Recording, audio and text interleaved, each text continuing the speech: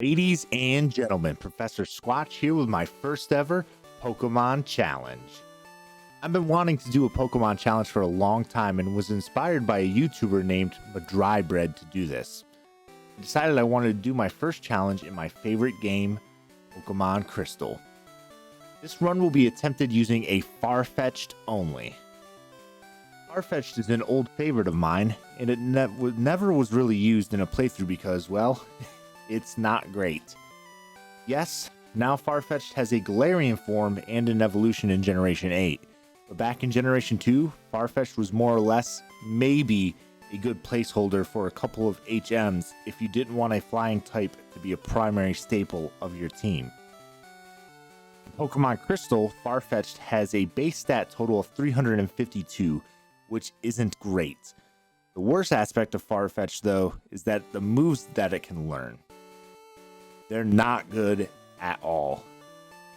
It learns only one flying type move, Peck, that will get the same type boost in battle. It also only learns 3 other damaging normal type moves that get the boost, one of which is False Swipe, which can't actually beat a Pokemon. It leaves it at 1 HP. Thankfully, it can learn a few useful moves through TM. I'll most likely end up using Cut and Fly HMs on Farfetch'd because Fly is the only decent flying type move that it can learn, and Cut is needed for the playthrough anyways. The rules are as follows. 1. I can only use Farfetch'd in battle. The only other Pokemon I can use are Pokemon in my party outside of battle for HM moves like Surf, Whirlpool, and Waterfall. 2. I can't use items in battle. I can use items outside of battle only. I will not be using a held item either. A held item may be able to boost the normal or flying type attacks, and I don't want that advantage. And 3, I have to beat Red using only Farfetch'd to pass this challenge. And I do have a last unofficial rule, and that's that I can't use the TM Return.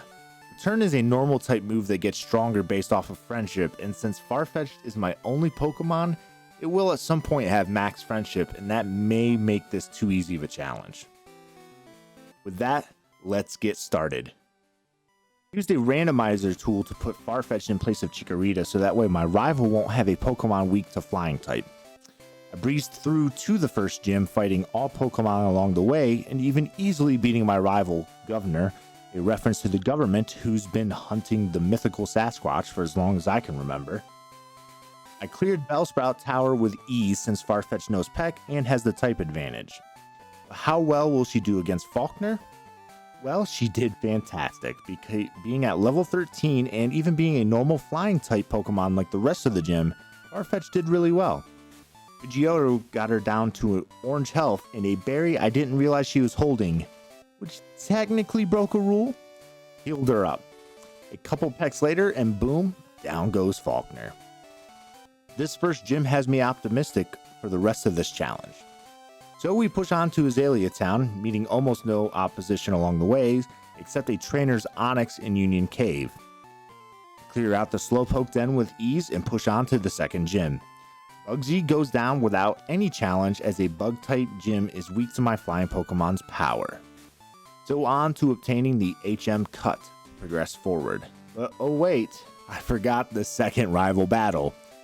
He leads with Ghastly, when I freak out for a second because I thought flying type moves couldn't hurt ghosts. All the other moves that Farfetch'd has are normal and for sure don't hurt Ghastly. Thankfully, I was wrong and I clear out this rival battle using only Peck. Whew. This is so far way too easy. Oh, and look now, we have to chase down a Farfetch'd to get cut. Hello, familiar friend. I'm torn in choosing whether or not to teach Farfetch'd Cut now, as Sand Attack and Leer would be useful against bulky opponents. So I decide to get rid of Fury Attack in favor of Cut. So now it's on to Goldenrod City to face the notorious Whitney and her tank of a Miltank. For some reason, I'm not worried. In fact, I'm so not worried, I only heal my Farfetch'd before battle with potions after wiping out all of the trainers before Whitney. For a minute, I was scared. Whitney's Clefairy knows Metronome, and even though I'm able to crit it with Cut, metronome comes up as Rock Slide. Thankfully, she misses, allowing me to finish Clefairy easily. But how easily can I take down Miltank? Miltank is faster and leads off with Rollout, a rock-type move that gets stronger in consecutive use. Crap, I forgot about that. 3 moves later, and down goes my Farfetch'd. We're gonna have to try that again. Well, that second try didn't go well. Clefairy paralyzed me and took a bit to beat, and Miltank rolled out all over me. Looks like I need a new strategy already. Now, Farfetch'd can't learn many useful moves, but it can learn Mud Slap, a gift from Faulkner from beating him. So I teach it to her in hopes of getting the accuracy reduction benefits against Miltank. If this doesn't work, I'll have to grind Farfetch'd's levels up for the first time in this challenge. Third try against Whitney. I use Cut, which gets it to orange health. Clefairy uses Double Slap, which is great since it can't randomly put a status effect on me, so I finish it with Cut. Here we go, Miltank. Miltank starts with Rollout. I land a Mud Slap, Miltank lands another Rollout. I land another Mud Slap, getting low on health. I switched to attack mode. I start with Cut, which doesn't do a whole lot, but it's my strongest move. Miltank goes for Stomp and misses. I hit another Cut, she goes for Stomp again and hits, leaving Farfetch'd with 5 health. Oh no. I somehow didn't get flinched by the Stomp though, and I land a Cut and get Miltank in the red. Miltank goes for Stomp one more time and thankfully misses, leaving me to finish her with one more Cut. Only took me 3 tries to beat Miltank. Nice. On to facing Sudowoodo, the tree Pokemon. Who beats me in the first try? Dang it. So on to Akrutik City, where we face the rival in the Burn Tower. Turns out I'm not that great against him due to my weak moves, so he beats me the first time. Since I'm no quitter, I go back to try again. Haunter curses me while I take it out with Peck. Then Magnemite takes a Mud Slap just to turn around and Thundershock me after Farfetch'd took damage from Curse. And against Zubat, Curse does Farfetch'd in. Well, I'm gonna have to grind a few levels to try and be able to one-shot Haunter and avoid Curse. So I grinded to get Farfetch'd to level 31 to see if that would do the trick. Back to the third try against our rival, Governor. Haunter still gets off a Curse even after taking a Peck, and this may not end well. Magnemite lands a Sonic Boom, hurting Farfetch'd more. I miss a Cut again and get Zubat's Confusion Ray. I'm doomed. Sure enough, I hurt myself in Confusion and Curse finishes Farfetch'd. Back to the grind. Back at level 35, let's see how this goes. I vastly underestimated Haunter as it once again takes my Peck and gets off a Curse. But my Mud Slap one-shot KOs Magnemite. So far, not bad. Zubat goes down to Cut. Now it's down to Quilava. I hit a Cut, taking it down to orange. My rival hits a Smokescreen, and then I take damage from Curse. Then he hits another Smokescreen. Oh boy. Cut gets off, and down goes the rival. Finally. Now it's time for Morty, the Ghost-type gym leader. Peck is our only line of defense. Ghastly goes down with ease. Haunter doesn't and gets off a Curse. Then Gengar comes out and puts me to sleep. Then I take Curse damage, dropping me to half health. Then he goes for Dream Eater. Come on, Gengar. Come on. Yeah, I lost. So I decide to go to Olivine City to take care of the lighthouse and grind a bit.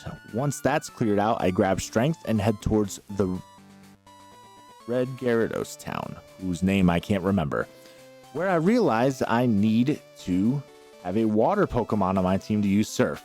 Before heading all the way back to an earlier route to get a good rod, I try Morty again. This time, I one-shot Ghastly and Haunter. Sweet. Now it's time for Gengar. Peck gets it down to orange and it puts me to sleep, so I fight off Dream Eater until Farfetch'd wakes up and I finish Gengar with Peck. Finally, another Haunter comes out and I win rather easily this time around. Gym Badge 4 has been secured. During this time, I ran into an Entei in the wild. I would run into one during a playthrough challenge. I'll let it go this time. Finally to Cianwood City to get the next badge. This fight should be easy as Peck is going to do well against the fighting type gym. I hope. Farfetch'd is also in the mid 40s levels now, so this should be a cakewalk.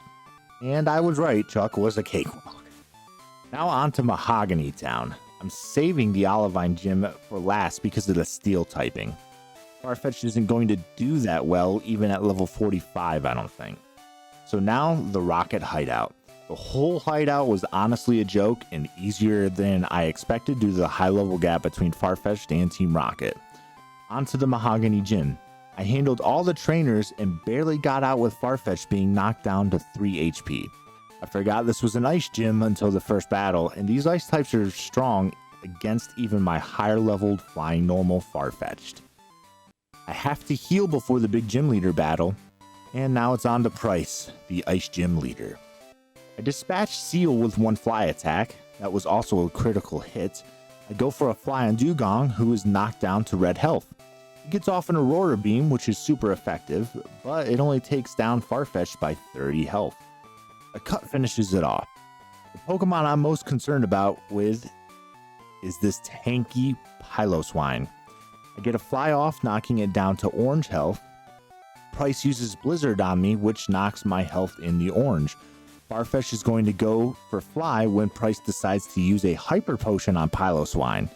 I land another fly and he lands another Blizzard, this time freezing Farfetch'd. Oh boy, here we go again. It's always down to the last Pokemon in the gym. We're frozen solid. He misses a Blizzard. I'm frozen solid again. Blizzard misses again. Hopefully that means luck is on my side.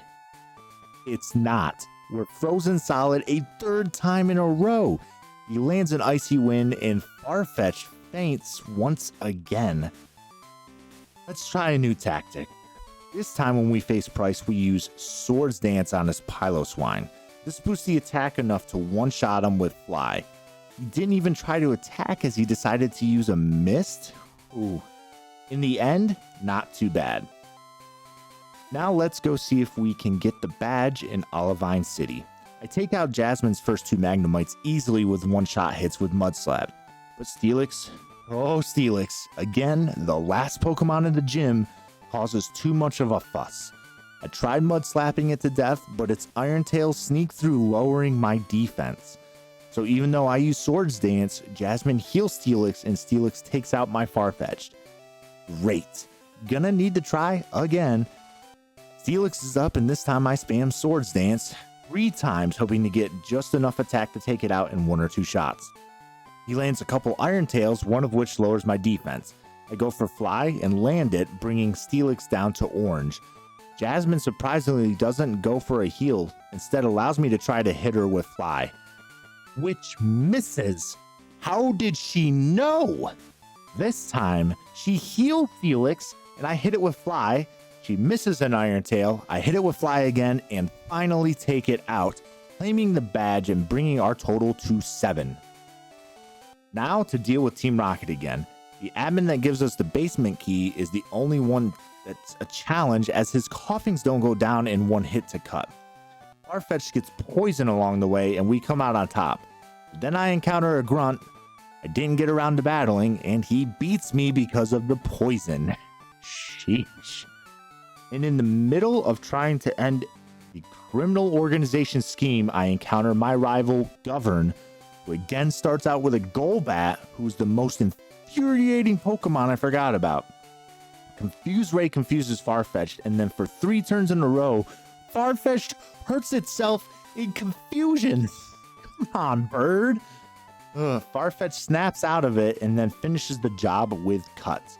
Magnemite goes down in 1 hit to Mudslap, and the Haunter goes down to Fly. Thankfully, it couldn't get Curse off this time. Sneasel goes down to Fly, and so does Quilava, ending this rival battle. Now that I've saved the director and cleared the radio tower of Team Rocket, we can continue the story. Now the journey through the Ice Cave begins. I solve the rock puzzle and get to Blackthorn City to take on the Dragon-type gym. This may be tough, but we'll give it a go. Fire goes extremely well as her Dragonairs all fall to fly, and Kingdra takes 3 attacks due to being healed once. This challenge seems way easier than I expected. The Elite Four may be more of a cakewalk. I actually lose in the Dragon Den though because I never healed after fighting Claire. Yikes to me. Anyways, we go back in and get the badge, completing the 8 Johto badges. Before the Elite Four, our final rival battle occurs in Victory Road. Sneasel goes down to Fly, Magneton takes 2 Mud Slaps and thankfully misses a Thunder Shock. I use Fly on Golbat to avoid the inevitable Confuse Ray. Haunter and Kadabra face the same fate, and Typhlosion takes a Fly, goes into the red, lands a Flame Wheel, and then Farfetch'd finishes him with a Mud Slap to the face. Easy peasy.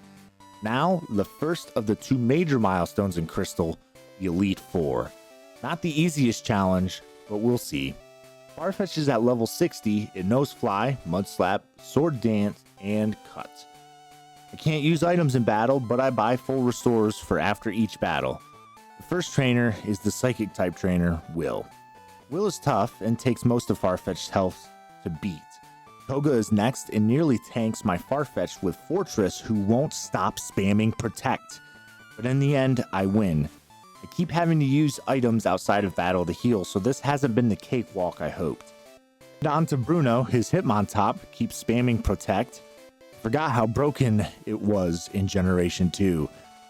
Then after beating Hitmontop, Onix wipes the floor with Farfetch'd. Great. Back at it again, this time against Bruno, I spam Swords Dance and wipe out Onix with 2 Mud Slaps. The rest of Bruno's team goes down to Fly easily. Next is Karen, who almost takes me out with Houndoom, but I handle her team just as well. Now it's time for Lance the Champion. And welp, that didn't go well. Gyarados damages us, and then Dragonite paralyzes Farfetch'd, and we go down. Great again. After 2 more tries, it's clear that Farfetch'd isn't ready for this. Now I need to grind her up some levels. This time I take on Lance with Farfetch'd at level 71. Gyarados goes down after using Hyper Beam. I spam Swords Dance for the power-up. This time, the rest of his team is beaten easily as Dragonite 1 and 2 go down to 1 fly each. Aerodactyl does 2, and Charizard can't handle fly either. Finally, the last Dragonite goes down to a single fly too. The grinding paid off. At level 72, Farfetch'd beats the Elite Four and becomes champion. No items used in battle, and only Farfetch'd did any attacking. Whew. But it's not over. We have to clear the Kanto gyms in order to face Red. Now it's time for Red. I've beaten all the Kanto gyms with ease, and now we'll be taking on Red at level 82. Pikachu gives us trouble as it keeps getting full restored before my Mud Slaps can take it out. It lands a Thunder and gets us down to half health. And then Blastoise uses Blizzard. This may be too hard without being level 100 or spamming Swords Dance. I'll try again. This time I spam Swords Dance on Pikachu and then spam Mud Slap until Farfetch'd wins. It took a Thunder though, so now it's at less than half HP. Blastoise eats a Fly and then goes for Blizzard and misses. Espeon comes out next and leads with Reflect, and then Fly misses. Then Espeon lands a Psychic attack. Farfetch'd is at 16 HP. Reflect saves Espeon from getting one shot though, so it lands a Psychic and we're down again. Great. Another unsuccessful attempt means it's time to grind to level 100 potentially. Alright, with Farfetch'd now at level 100, let's go after Red again. And Pikachu lands Thunder 3 times. Come on. Trying again. This time I go for 2 Mud Slaps in a row and take out Pikachu. No Swords Dances to set up for Blastoise, so I start the battle against the Big Blue Turtle doing just that. Blastoise sets up Rain Dance, I go for Fly hoping it's one-shots now. It doesn't. I accidentally click a Mud Slap and down goes Blastoise. Oh, perfect. I decide to set up the last 2 swords dances on Espeon. Espeon sets up a reflect and then lands a psychic. I can't miss this next attack. Fly lands and one-shots through reflect thanks to a critical hit. I'm worried Snorlax will be too tanky when it goes down to just a single fly. Nice. He sends out Charizard and Farfetch'd misses fly. Now he's going to start missing. Ugh. Flamethrower takes us down to 29 HP. The next fly lands and takes out Charizard in one hit. Now we're down to just Venusaur. We can't miss our fly now because Venusaur sets up Solar Beam. The fly lands and that's it. We've defeated Red and beat Pokemon Crystal using only Farfetch'd. That challenge wasn't as hard as I expected. I did grind to get level 100 to beat Red, but it may have been possible without doing that.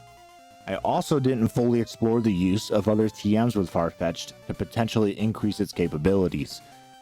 Again, shout out to Madrybread for the inspiration to do this challenge. Let me know what you think of the challenge in the comments section, and be sure to leave a like if you enjoyed the video and subscribe for more Pokemon content.